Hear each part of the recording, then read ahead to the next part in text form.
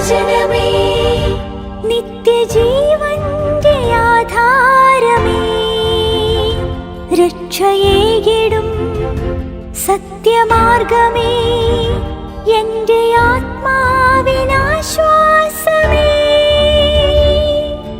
വചനം വചനം വചനം. സംഖ്യയുടെ പുസ്തകം 31-ാം അധ്യായം. കർത്താവ് മോശയോട് ഇപ്രകാരം വചിച്ചു: ഇസ്രായേലരുടെ പ്രതികാരം മിദ്യാൻകാരുടെ മേൽ നീ നടപ്പിലാക്കുക. അതിനുശേഷം നീ നിന്റെ ജനങ്ങളോട് ചേരും. മോശ ജനത്തോട് ഇപ്രകാരം പ്രസ്താവിച്ചു: നിങ്ങളിൽ നിന്ന് ആളുകളെ സൈന്യത്തിനായി സജ്ജരാക്കുവിൻ. മിദ്യാനിൽ കർത്താവിന്റെ പ്രതികാരം വർഷിക്കാൻ അവർ മിദ്യാൻകാർക്കെതിരെ ഒരുങ്ങട്ടെ. ഇസ്രായേൽ ഗോത്രങ്ങൾക്കെല്ലാം വേണ്ടി ഓരോ ഗോത്രത്തിനും 1000 പേരെ വീതം നിങ്ങൾ യുദ്ധത്തിനയക്കണം. അങ്ങനെ ഇസ്രായേൽ സഹസ്രങ്ങളിൽ നിന്ന് ഗോത്രത്തിന് 1000 പേർ വീതം നിർണയിക്കപ്പെട്ടു. യുദ്ധസജ്ജരായവർ 12,000 പേർ ആയിരുന്നു. ഒരു ഗോത്രത്തിന് 1000 പേർ വീതമുള്ള സൈന്യമായി മോശ അവരെയും കയ്യിൽ വിശുദ്ധ സ്ഥലത്തെ ഉപകരണങ്ങളും ഭരിക്കാനുള്ള കാഹളങ്ങളുമായി പുരോഹിതനായ എലിയാസറിന്റെ മകൻ ഫിനെഹാസിനെയും യുദ്ധത്തിനയച്ചു. കർത്താവ് മോശയെ അനുശാസിച്ചതുപോലെ അവർ മിദ്യാൻകാരോട് യുദ്ധം ചെയ്ത് പുരുഷഗണത്തെയാകെ കൊന്നൊടുക്കി. കൊല്ലപ്പെട്ട മിദ്യാൻകാർക്ക് പുറമെ അവരുടെ രാജാക്കന്മാരെയും, അതായത് ഏവി, റെഗേം, സൂർ, ഹൂർ, റേബ എന്നീ 5 മിദ്യാൻ രാജാക്കന്മാരെയും അവർ വധിച്ചു. ബയോറിന്റെ മകനായ ബാലാമിനെയും അവർ വാളിനിരയാക്കി. ഇസ്രായേലിയർ മിദ്യാൻ സ്ത്രീകളെയും അവരുടെ കുഞ്ഞുങ്ങളെയും തടവുകാരാക്കി. അവരുടെ മൃഗത്തെയും കന്നുകാലിയെയും സമ്പത്തും പൂർണ്ണമായും കൊള്ള ചെയ്തു. അവരുടെ അധിവാസ സ്ഥലങ്ങളിലെ എല്ലാ പട്ടണങ്ങളും താവളങ്ങളും അഗ്നിക്കിരയാക്കി. സകല കൊള്ള മുതലും മനുഷ്യനിലും മൃഗത്തിലും പെട്ട ഓരോ കവർച്ച വസ്തുവും അവർ എടുത്തു. പിന്നീട് തടവുകാരെയും കവർച്ച വസ്തുവും കൊള്ള മുതലും പാളയത്തിലേക്ക് മോശയുടെയും പുരോഹിതനായ എലയാസറിന്റെയും ഇസ്രായേല് സമൂഹത്തിന്റെയും അടുക്കലേക്ക്, ജെറീക്കോയുടെ ജോർദാന് ചേർന്നുള്ള മൊവാബ് സമതലങ്ങളിലേക്ക് കൊണ്ടുവന്നു. മോശയും പുരോഹിതനായ എലയാസറും സമൂഹ നേതാക്കളെല്ലാവരും അവരെ എതിരേൽക്കാൻ പാളയത്തിന് പുറത്തേക്ക് പുറപ്പെട്ടു. യുദ്ധസേനയിൽ നിന്ന് വരികയായിരുന്ന സഹസ്രാധിപന്മാരും ശതാധിപന്മാരുമായ പട്ടാള ഉദ്യോഗസ്ഥന്മാരുടെ മേൽ മോശ രോഷം പൂണ്ടു. മോശ അവരോട് പറഞ്ഞു: നിങ്ങൾ സ്ത്രീഗണത്തെ മുഴുവൻ ജീവിക്കാൻ അനുവദിച്ചിരിക്കുന്നുവോ? നോക്കൂ, ഇവരാണ് ബാലാമിന്റെ വാക്കുപ്രകാരം പെയോർ വിഷയത്തിൽ കർത്താവിനോട് ഇസ്രായേലിയർ അവിശ്വസ്തത കാട്ടാൻ ഇടയാക്കിയത്. കർത്താവിന്റെ സമൂഹത്തിൽ മഹാമാരി ഉണ്ടാകുകയും ചെയ്തു. ആകയാൽ ഓരോ ആൺകുഞ്ഞിനെയും ശാരീരിക ബന്ധത്തിൽ പുരുഷനെ അറിഞ്ഞ സ്ത്രീഗണം മുഴുവനെയും നിങ്ങൾ വധിക്കുവിൻ. എന്നാൽ പുരുഷശയ്യ അറിഞ്ഞിട്ടില്ലാത്ത ഓരോ പെൺകുട്ടിയും നിങ്ങൾക്കായി ജീവിച്ചിരിക്കട്ടെ. നിങ്ങൾ 7 ദിവസം പാളയത്തിന് പുറത്തു തങ്ങണം. ജീവൻ നിഹനിച്ച ആരും, കൊല്ലപ്പെട്ടവനെ സ്പർശിച്ച ആരും, നിങ്ങളാകട്ടെ നിങ്ങളുടെ തടവുകാരാകട്ടെ, 3-ാം ദിവസവും 7-ാം ദിവസവും സ്വയം പാപമുക്തരാകണം. വസ്ത്രം, തോലുപകരണം, കമ്പിളി ഉൽപ്പന്നം, തടി ഉരുപ്പിടി എന്നിവയെല്ലാം നിങ്ങൾ ദോഷമുക്തമാക്കണം.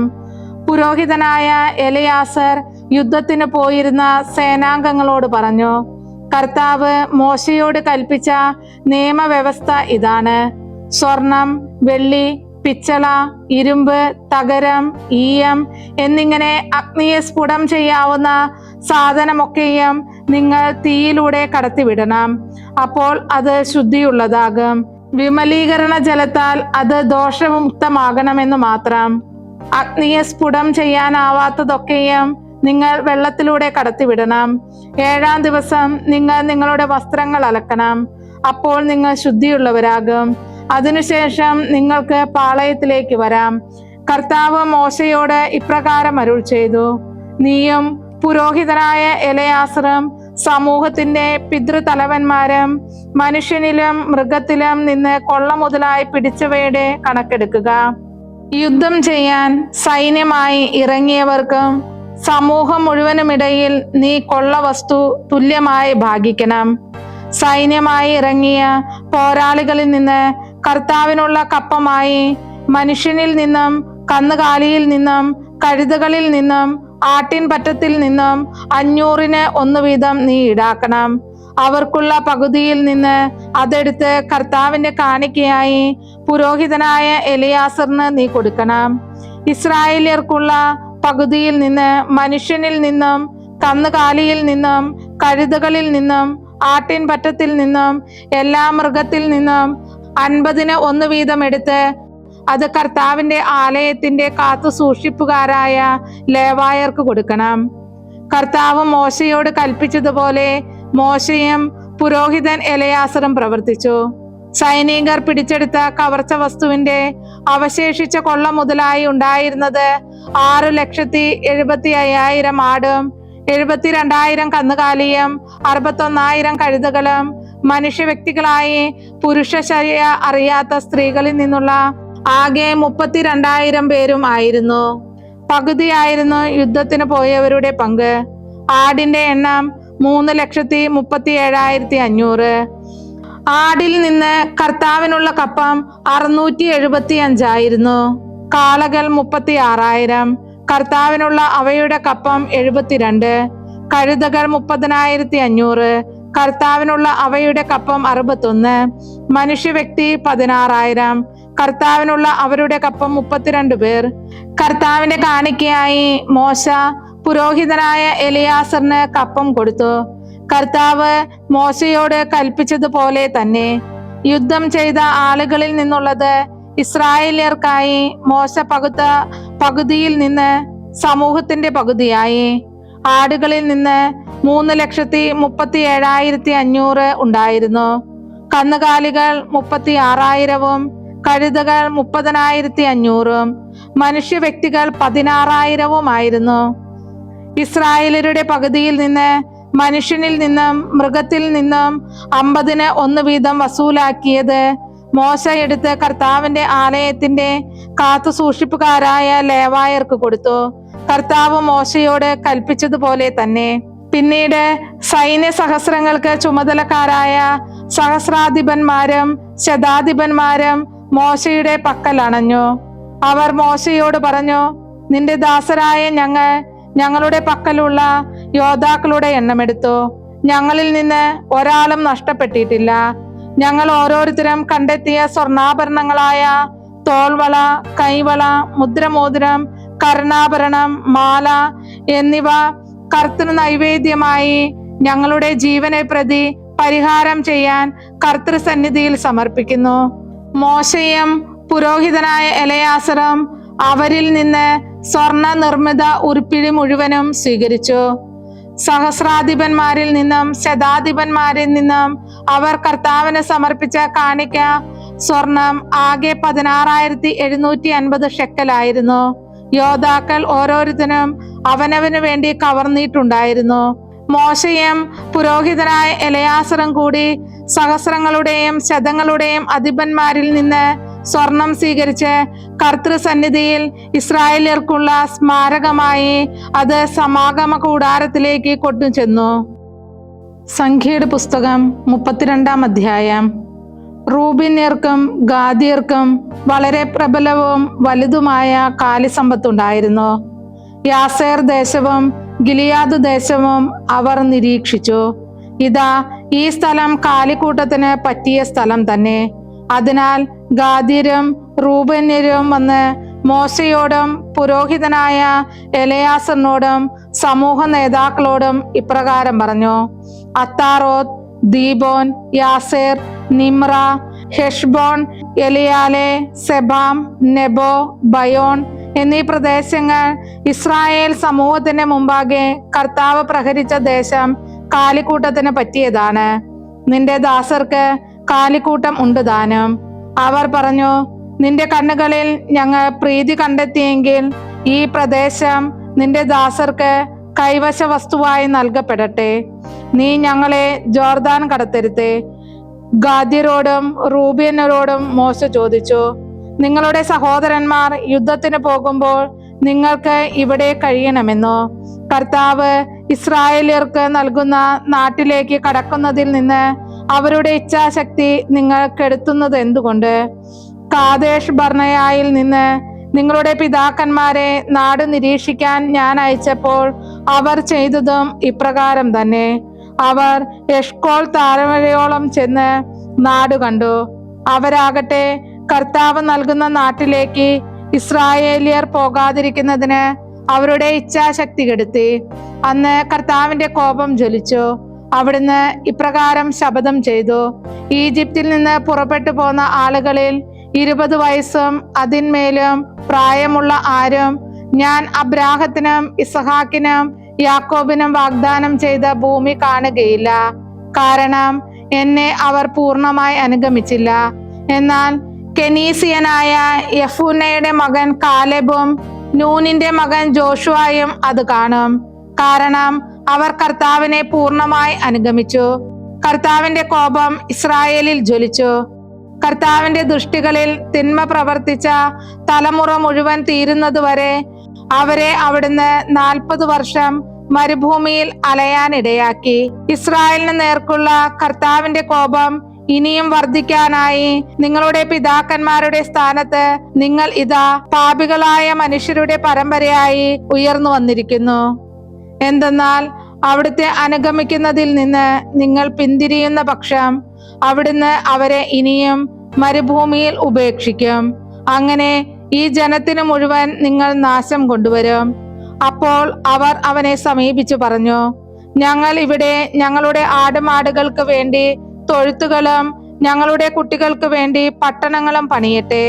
എന്നിട്ട് ഇസ്രായേലരെ അവരുടെ സ്ഥലത്തെത്തിക്കുന്നത് വരെ ഞങ്ങൾ അവർക്ക് മുൻപേ സജ്ജരായി അണിനിരക്കാം.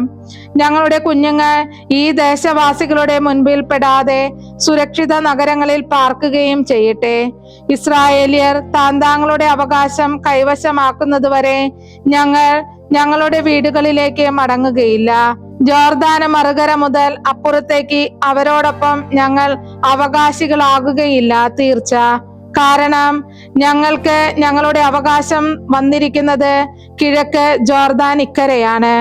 മോശ അവരോട് പറഞ്ഞു, നിങ്ങൾ ഇക്കാര്യം ചെയ്യുമെങ്കിൽ, കർത്തൃസന്നിധിയിൽ നിങ്ങൾ യുദ്ധത്തിന് അണിനിരക്കുമെങ്കിൽ, അവിടുന്ന് തന്റെ ശത്രുക്കളെ തന്റെ മുൻപിൽ നിന്ന് നിഷ്കാസനം ചെയ്യുന്നതുവരെ പട്ടാളം മുഴുവൻ കർത്തൃസന്നിധിയിൽ നിങ്ങൾക്കായി ജോർദാൻ കടക്കും. ദേശം കർത്താവിന്റെ മുൻപിൽ കീഴടങ്ങിയതിനു ശേഷം നിങ്ങൾക്ക് മടങ്ങിപ്പോകാം. പിന്നെ നിങ്ങൾ കർത്താവിന്റെ മുൻപിലും ഇസ്രായേലിന്റെ മുൻപിലും ബാധ്യത ഒഴിഞ്ഞവരായിരിക്കും. ഈ ദേശം കർത്തൃസന്നിധിയിൽ നിങ്ങൾക്ക് കൈവശ വസ്തുവായി തീരുകയും ചെയ്യും.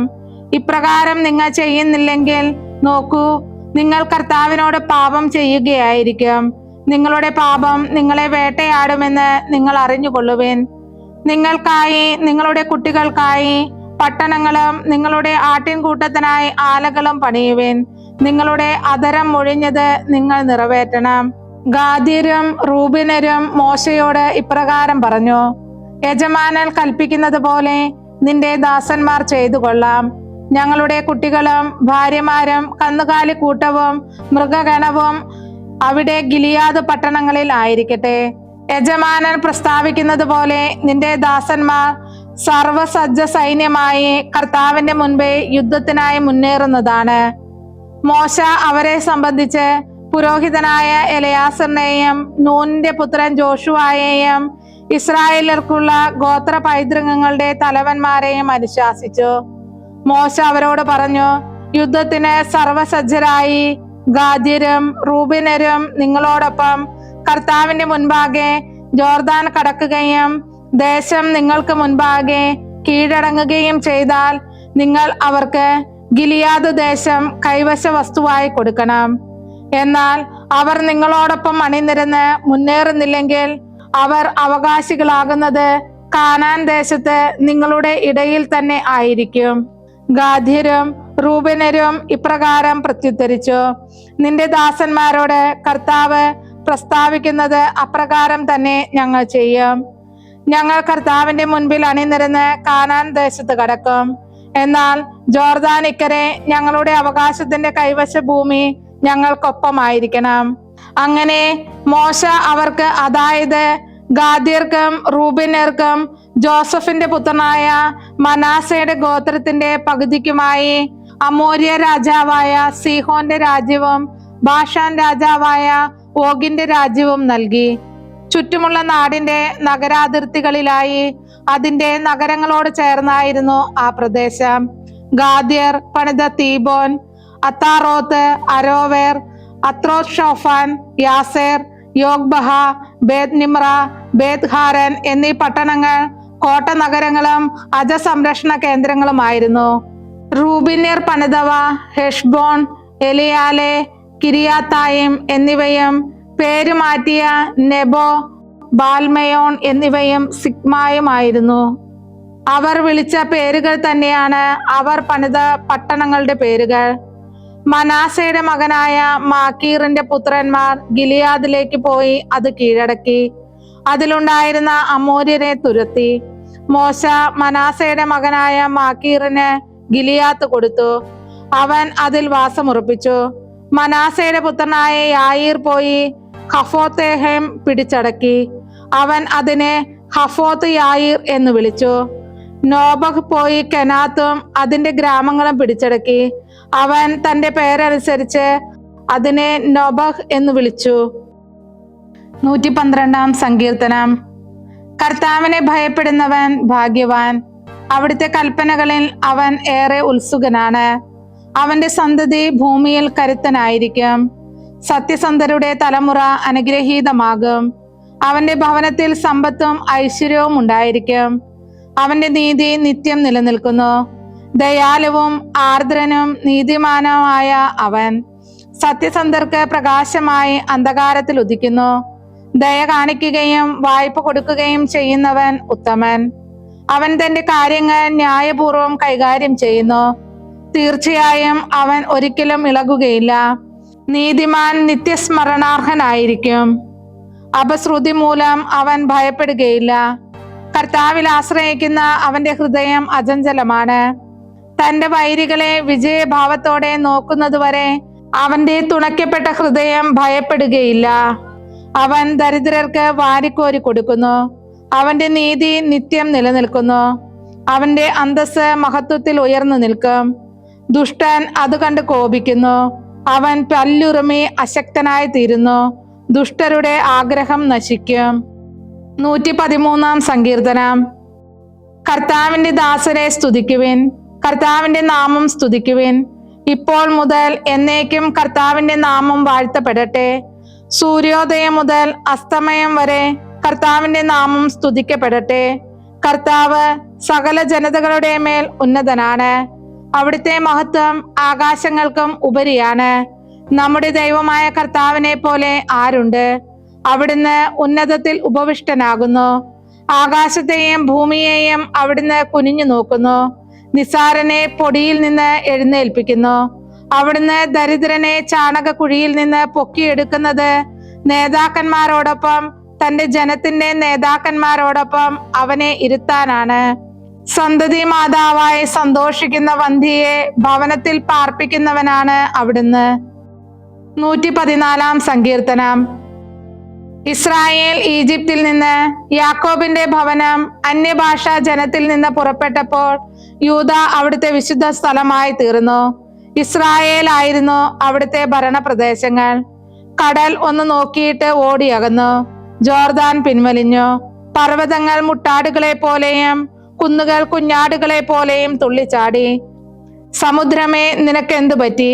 നീ ഓടി അകലുകയാണല്ലോ. ജോർദാനെ, നീ പിൻവാങ്ങുകയാണല്ലോ. പർവ്വതങ്ങളെ, നിങ്ങൾ മുട്ടാടുകളെ പോലെ, കുന്നുകളെ, നിങ്ങൾ കുഞ്ഞാടുകളെ പോലെ തുള്ളിച്ചാടുകയാണല്ലോ. നാഥന്റെ സാന്നിധ്യത്താൽ, യാക്കോബിന്റെ സർവേശ്വരന്റെ സാന്നിധ്യത്താൽ ഭൂമിയെ വിറകൊള്ളുക. പാറയെ ജലാശയമാക്കുന്നവനാണ് അവിടുന്ന്. തീക്കല്ല് തന്റെ നീരുറവയാക്കുന്നവനും. വിശുദ്ധ ലൂക്ക എഴുതിയ സുവിശേഷം 4-ാം അധ്യായം 1 മുതൽ 15 വരെയുള്ള തിരുവചനങ്ങൾ. യേശു പരിശുദ്ധാത്മാവ് നിറഞ്ഞവനായി ജോർദാനിൽ നിന്ന് മടങ്ങി. ആത്മാവാൽ അവൻ മരുഭൂമിയിലേക്ക് നയിക്കപ്പെട്ടു. അവൻ 40 ദിവസം പിശാചിനാൽ പരീക്ഷിക്കപ്പെട്ടു. ആ ദിനങ്ങളിൽ അവൻ ഒന്നും ഭക്ഷിച്ചില്ല. ആ ദിവസങ്ങൾ തികഞ്ഞപ്പോൾ അവന് വിശന്നു. അപ്പോൾ പിശാച് അവനോട് പറഞ്ഞു, നീ ദൈവപുത്രനാണെങ്കിൽ ഈ കല്ലിനോട് അപ്പമാകാൻ കൽപ്പിക്കുക. യേശു അവനോട് പറഞ്ഞു, അപ്പം കൊണ്ട് മാത്രമല്ല മനുഷ്യൻ ജീവിക്കുന്നതെന്ന് എഴുതപ്പെട്ടിരിക്കുന്നു. പിന്നെ പിശാച് അവനെ ആനയിച്ച് ഭൂമിയിലെ സകല രാജ്യങ്ങളും ക്ഷണനേരം കൊണ്ട് അവന് കാണിച്ചു കൊടുത്തു. പിശാച് അവനോട് പറഞ്ഞു, ഈ എല്ലാ അധികാരവും അവയുടെ മഹത്വവും നിനക്ക് ഞാൻ നൽകാം. കാരണം ഇതെല്ലാം എനിക്ക് ഏൽപ്പിക്കപ്പെട്ടിരിക്കുന്നു. എനിക്കിഷ്ടമുള്ളവർക്ക് ഞാൻ ഇത് നൽകുന്നു. നീ എന്നെ ആരാധിച്ചാൽ ഇവയെല്ലാം നിന്റേതാകും. യേശു മറുപടി പറഞ്ഞു, നിന്റെ ദൈവമായ കർത്താവിനെ നീ ആരാധിക്കണം. അവനെ മാത്രമേ നമിക്കാവൂ എന്ന് എഴുതപ്പെട്ടിരിക്കുന്നു. അനന്തരം പിശാച് അവനെ ജെറൂസലേമിലേക്ക് കൊണ്ടുപോയി ദേവാലയ ഗോപുരത്തിന്റെ ശൃംഗത്തിൽ നിർത്തിക്കൊണ്ട് അവനോട് പറഞ്ഞു, നീ ദൈവപുത്രനാണെങ്കിൽ ഇവിടെ നിന്ന് താഴേക്ക് ചാടുക. നിന്നെ സംരക്ഷിക്കാൻ അവൻ ദൂതന്മാരോട് കൽപ്പിക്കുമെന്നും നിന്റെ കാൽ കല്ലിൽ തട്ടാതെ അവർ നിന്നെ കൈകളിൽ താങ്ങിക്കൊള്ളുമെന്നും എഴുതപ്പെട്ടിട്ടുണ്ടല്ലോ. യേശു മറുപടി പറഞ്ഞു, നിന്റെ ദൈവമായ കർത്താവിനെ പരീക്ഷിക്കരുത് എന്നും പറയപ്പെട്ടിരിക്കുന്നു. അപ്പോൾ പിശാച് എല്ലാ പരീക്ഷയും അവസാനിപ്പിച്ച് തക്ക സമയം വരെ അവനെ വിട്ടുപോയി. യേശു ആത്മാവിന്റെ ശക്തിയോടുകൂടെ ഗലീലയിലേക്ക് മടങ്ങിപ്പോയി. അവന്റെ കീർത്തി സമീപ പ്രദേശങ്ങളിലെങ്ങും വ്യാപിച്ചു. അവൻ സിനഗോഗുകളിൽ പഠിപ്പിച്ചു കൊണ്ടിരുന്നു. എല്ലാവരും അവനെ പുകഴ്ത്തി. ദൈവവചനമേ, നിത്യജീവന്റെ ആധാരമേ, രക്ഷയേകിടും സത്യമാർഗമേ, എന്റെ ആത്മാവിനാശ്വാസം.